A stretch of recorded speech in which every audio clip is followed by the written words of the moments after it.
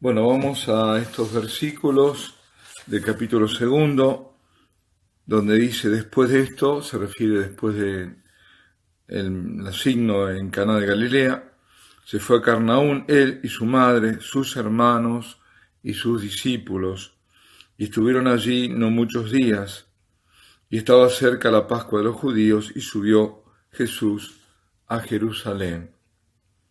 San Agustín, a propósito de esto, dice de los hermanos: tal es nuestro Dios y Señor, excelso para hacernos, humilde para regenerarnos, mientras anda entre los hombres, sufre las debilidades humanas y esconde su divinidad. He aquí que tiene madre, parientes y discípulos, y los hermanos proceden de donde procede la madre, porque la Sagrada Escritura suele llamar hermanos no sólo a los que nacen de una misma madre o de un mismo padre, sino de una misma familia, como sucede con los primos y los sobrinos. ¿De dónde pudo el Señor tener hermanos? María no alumbró más que una vez. ¿Cómo creer otra cosa si en ella empezó la dignidad de las vírgenes? Abraham era tío paterno de Lot, y Jacob tuvo por tío materno a Labán de Siria, y sin embargo se llamaban hermanos. En Génesis 13 aparece como hermanos, lo que eran tío y sobrino. Eso es lo que nos dice San Agustín. Alcuino dice: por lo tanto se llamaban aquí hermanos del Señor los parientes de María o de José, pero no los hijos de José ni de María, porque no sólo la Santísima Virgen, sino también José, testigo de su castidad, permanecieron siempre en la abstinencia de toda acción conyugal. Y San Agustín vuelve a decir: en cuanto a lo que dice y sus discípulos, no sabemos si ya se le habían incorporado San Pedro y San Andrés y los hijos del Zebedeo. Es decir, antes decía que los llamó, pero todavía no sabemos si se incorporaron, dice San Agustín. San Mateo refiere en primer lugar su residencia en Cafarnaún, y después que llamó a aquellos cuando estaban pescando. Pero tal vez San Mateo dijo más adelante lo que había pasado en silencio, porque lo dijo sin gran diferencia de tiempo. Cuando andaba por las orillas del mar de Galilea, vio a dos hermanos, dice Mateo. O más bien fueron otros discípulos, pues la escritura evangélica y apostólica no llamó únicamente discípulos del Señor a aquellos 12, sino también a todos los que, creyendo en Él, eran instruidos en su magisterio respecto de las cosas celestiales. Vemos cómo a los padres de la Iglesia no se les escapaba nada, ¿no? Y esto de por ejemplo, un mismo nombre, llamar a lo que es, por ejemplo, parientes, lo tenemos como ejemplo en el italiano. En italiano se llama nipote tanto al nieto como al sobrino. Por lo tanto, si no hay otra especificación, se puede entender como una cosa u otra, cosa que eso no ocurre en el castellano, obviamente. Y ahora pasamos entonces a esta Pascua de los judíos. Pronto iba a ser. Y Jesús subió a Jerusalén. Dice en la Escritura: encontró en el templo a los vendedores de bueyes, ovejas y palomas, y a los cambistas en sus puestos. Con unas cuerdas hizo un látigo y arrojó a todos del templo, con las ovejas y los bueyes. Tiró las monedas de los cambistas y volcó las mesas. Y les dijo a los que vendían palomas: quitad esto de aquí, no hagáis de la casa de mi padre un mercado. Recordaron sus discípulos que está escrito: el celo de tu casa me consume. Entonces los judíos replicaron: ¿qué signo nos das para hacer esto? Jesús respondió: destruid este templo y en 3 días lo levantaré. Los judíos contestaron: en 46 años ha sido construido este templo, y tú lo vas a levantar en 3 días. Pero él se refería al templo de su cuerpo. Cuando resucitó entre los muertos, recordaron sus discípulos que él había dicho esto, y creyeron en la Escritura, en las palabras que había pronunciado Jesús. Mientras estaba en Jerusalén durante la fiesta de la Pascua, muchos creyeron en su nombre al ver los signos que hacía, pero Jesús no se fiaba de ellos, porque los conocía a todos, y no necesitaba que nadie le diera testimonio acerca de hombre alguno, porque conocía el interior de cada hombre. Palabra de Dios.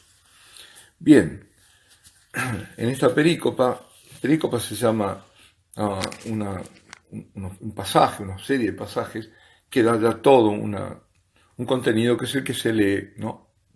Que hemos leído, ya ahí encierra todo un contenido. Pues bien, aquí estamos de nuevo siempre en torno a las fiestas, cerca de las fiestas. Hay una serie de cosas para decir.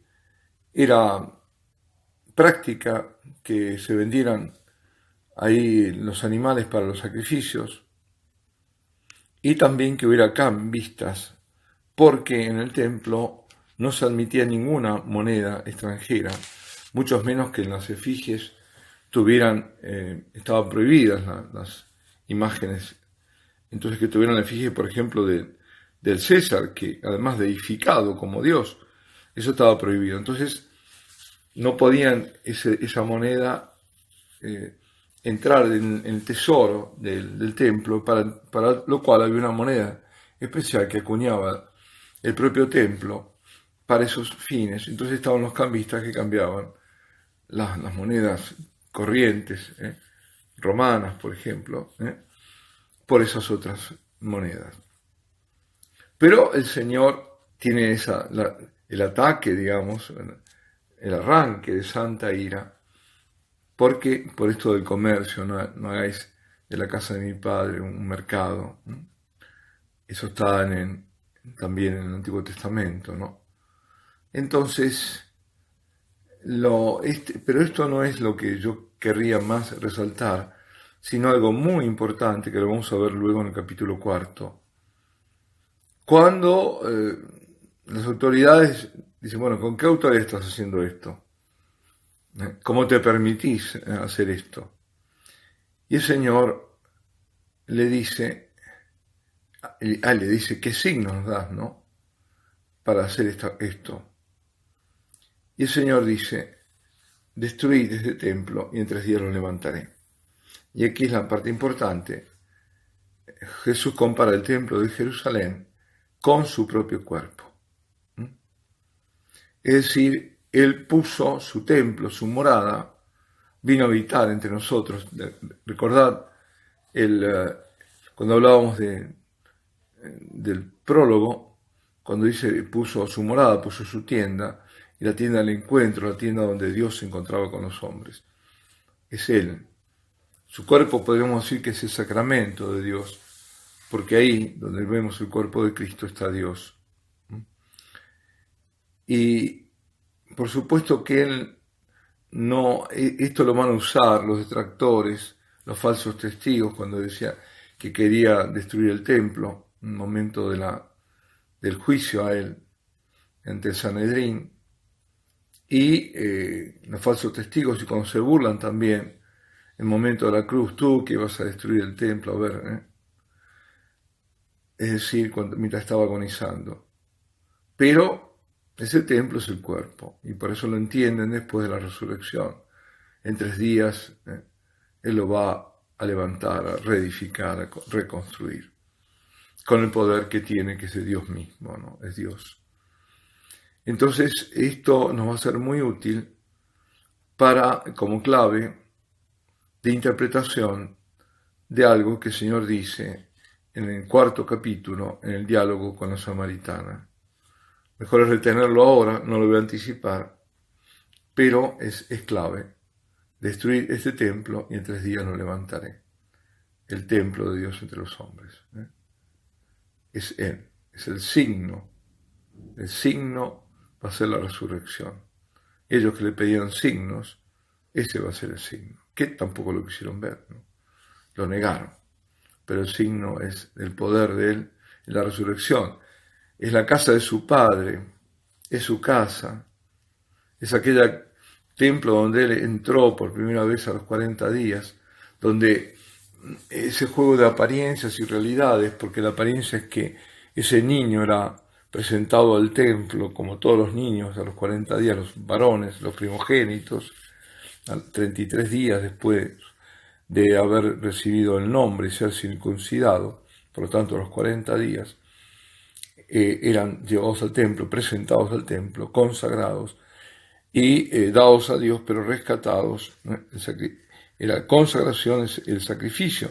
El sacrificio de tipo espiritual, la realidad hacía que fueran rescatados por animales. El Señor hará que la realidad fundamental, sobrenatural, sea nuestro rescate por el Cordero sin manchas que es Él. Él nos rescata para consagrarnos a Dios. Pero digo que ese juego de apariencias, porque cuando ese niño de 40 días estaba siendo presentado al templo, era en realidad el templo que le era presentado a Él, al Señor de señores, ¿no?